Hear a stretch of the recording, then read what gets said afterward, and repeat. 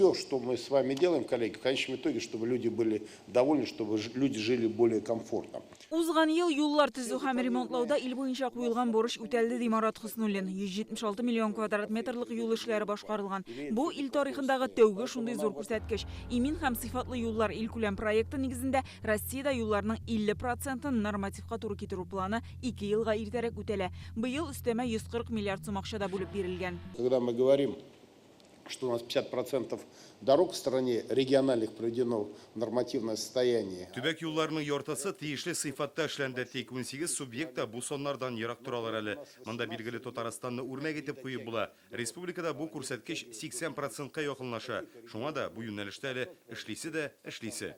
Төбәк муниципаль юллар торышы башка илләр белән логистика мәсьәләләренә дә тукталды Марат Хөснуллин. Аерма алганда төньяк-көньяк транспорт коридоры төзелешенә. Это с двух сторон, западный и восточный, обход Каспия, выход через Иран. Иран аша Хиндстан һәм Хинд океанына чыгу күздә тотыла. Ислам дәүләтләре бу юнәлеш белән бик кызыксына. 18 майда үтәчәк форумда бу илләрдән вәкилләр булачак. Бу хакта фикер алышачакбыз. Иранда төп транспорт автомобиль. Алар юллар эшләнеп, бер челтәргә тоташканны көтә. Тимер юл диңгез генә түгел, автомобиль трассалары ашада. Шуңа да тиз арада юллар төзү мөһим. Рөстәм Миңнеханов чыгышында республикада юл инфраструктурасын яхшырту буенча башкарылган эшләргә тукталды. Бүгенгә Татарстанда юллар озынлыгы 40 000 чакрымнан арта. Россия хөкүмәте ярдәме белән зур федераль проектлар тормышка ашырыла. Реализация указанных проектов позволит создать новые логистические маршруты, соединяющие республику с регионами Поволжья, Центральной России и Урала.